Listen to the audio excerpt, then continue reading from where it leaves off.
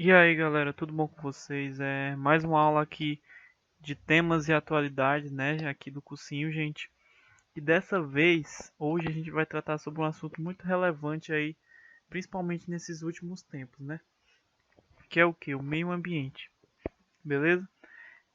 Primeiro vamos conceituar, vamos definir o que é o meio ambiente. Existem várias definições, gente, mas eu peguei aqui a das Nações Unidas, da ONU, né, para definir esse meio ambiente. E o que é que ela diz? Meio ambiente é um conjunto de componentes físicos, químicos, biológicos e sociais capazes de causar efeitos diretos ou indiretos, em um prazo curto ou longo, sobre os seres vivos e as atividades humanas. Ou seja, o que está dizendo? Que o meio ambiente é tudo aquilo que existe vida, né? Que existe componentes tanto físicos como químicos, como biológicos, e inclui até sociais, né? E esse meio ambiente, esse conjunto de vida, né, vamos dizer assim, de seres vivos ou não vivos também inanimados, tudo eles têm um ciclo, eles têm um equilíbrio. Tudo que eu mexo nisso, nesse ciclo, nessa natureza, nesse equilíbrio, pode causar aqui, ó, impactos, né, efeitos diretos ou indiretos nos seres vivos e nas atividades humanas. Então, a gente vê a importância desse meio ambiente para a nossa existência, né?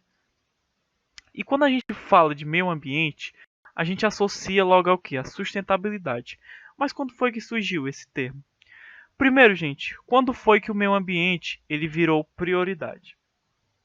Até então, a Conferência de Estocolmo, a primeira conferência ambiental da história, foi a Conferência de Estocolmo em 1972.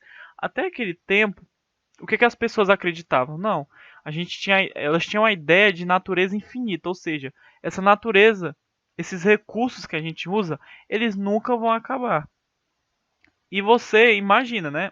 Você não pode ter de forma alguma esse pensamento hoje, porque hoje a gente sabe que os recursos são finitos, ou seja, eles podem acabar se a gente usar de maneira desenfreada. Mas até aquela época, até esse ano, as pessoas tinham um pensamento de uma natureza infinita, né?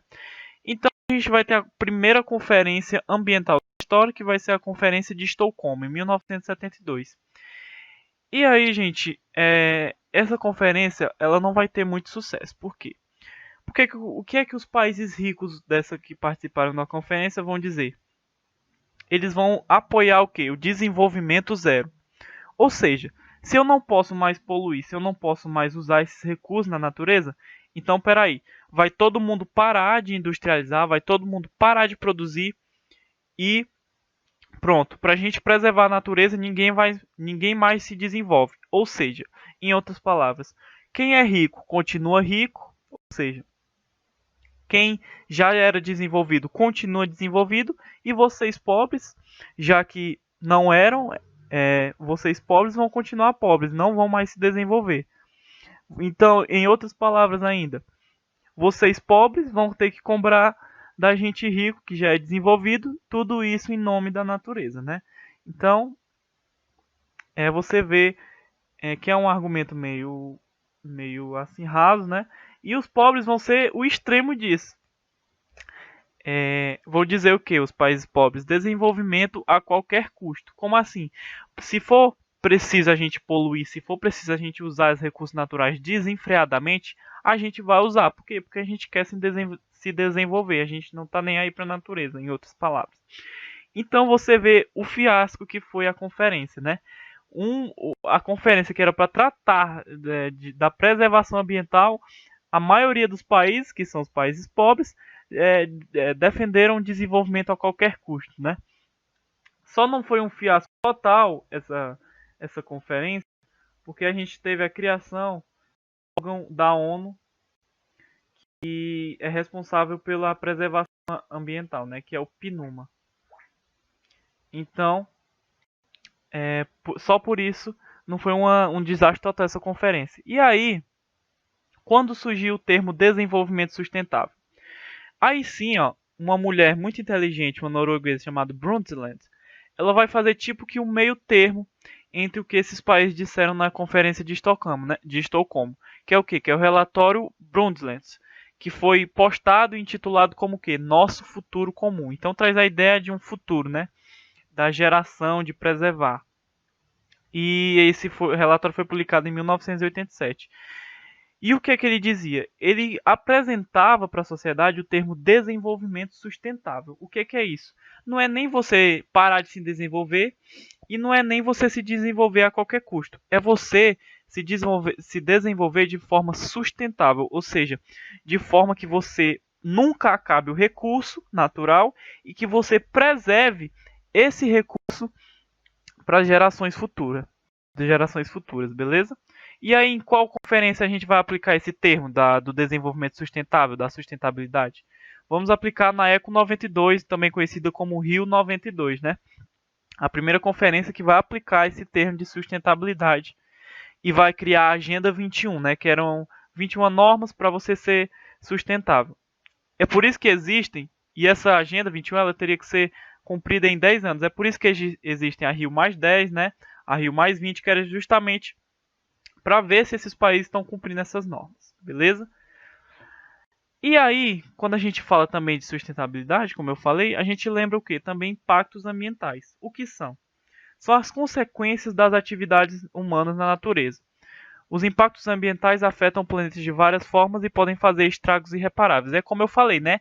É como a gente interfere nesse equilíbrio que a natureza, nesse ciclo que a natureza tem. E isso pode trazer danos tanto para a gente como para a própria natureza, e principalmente para a gente, né?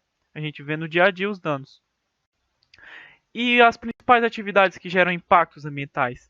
Eu peguei aqui de uma forma mais geral, né? A mineração, com que? Com a contaminação dos solos pelos metais pesados, né, que deixam os solos ácidos. Esses metais podem descer para a água e contaminar os lençóis freáticos também, então poluição de água também.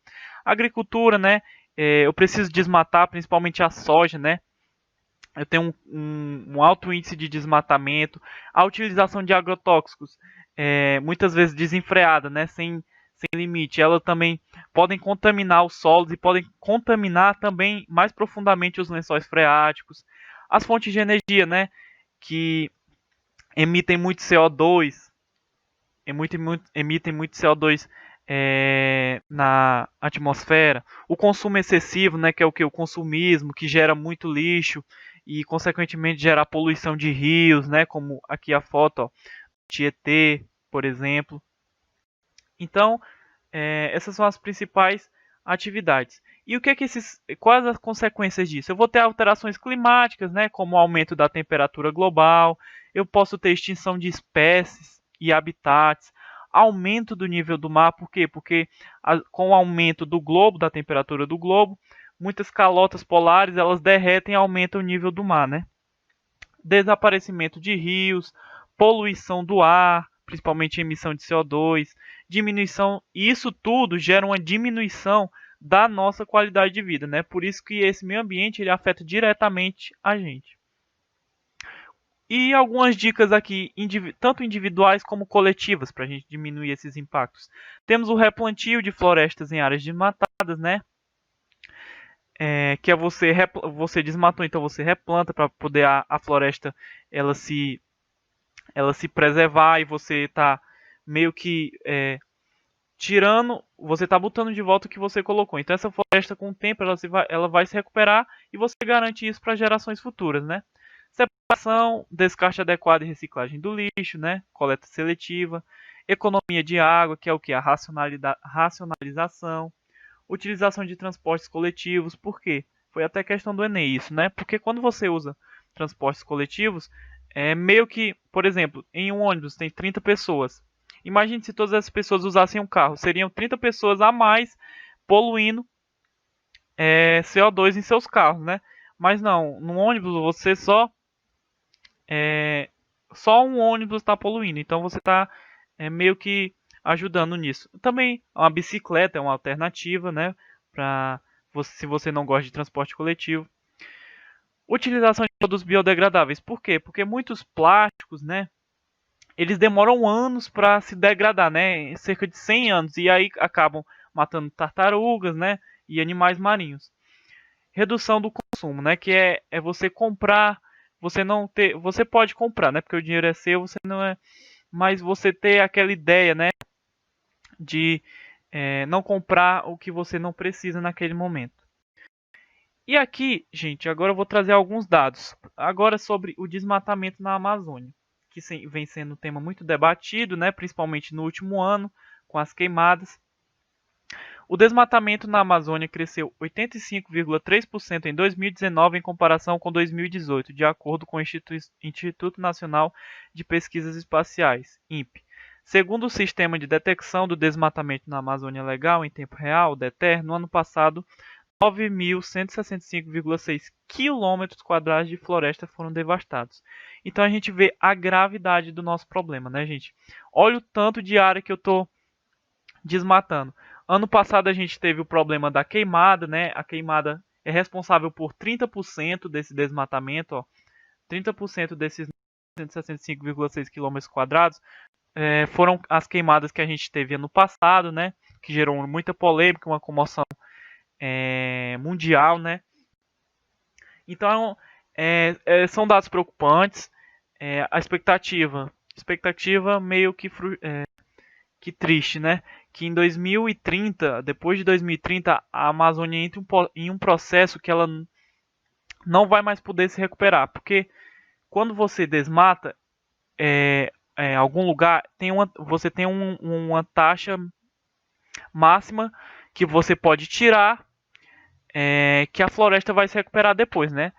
Então, como a gente está tirando muito, a expectativa é que depois de 2030 a floresta amazônica nunca mais será a mesma e a gente vai entrar num processo de desmatamento irreversível. Muito triste, né? E aí, com esse desmatamento da Amazônia, algo que está relacionado a isso também, diretamente relacionado à emissão de CO2. Por quê? Porque a Amazônia, ela capta muito CO2, né? A respiração das árvores capta muito CO2 e tira esse CO2 poluente da atmosfera e transforma, olha que louco, transforma em água e glicose. Então você vê como é bom, né? E aí com esse desmatamento que a gente está fazendo, a gente deixa mais CO2 na atmosfera e isso forma uma camada na atmosfera e faz com que a gente fique, por exemplo, numa estufa. E isso aumenta o aquecimento global, a temperatura da Terra. Alguns dados, né, sobre isso. Em 2018, o Brasil foi o 14º país que mais emitiu dióxido de carbono, o principal gás responsável pelo efeito estufa no mundo. China continua sendo o país que mais emite CO2 no mundo. A China, gente, é algo absurdo lá. Meio que de dia você parece que está de noite porque a poluição é enorme. Olha, o Brasil é o 14º país do mundo, né, que mais emitiu CO2 em 2018. Mas olha a China em 2018. A América Latina inteira faz parte de apenas 17% da emissão de CO2 da China. Então lá na China é outro nível, gente. É muito preocupante a situação lá. Eles estão investindo agora, né, em energia solar para tentar diminuir essa emissão. Algumas ONGs, gente, de preservação ambiental. As mais conhecidas são a Greenpeace e a WWF, que é mundial, mas tem a WWF aqui no Brasil, né?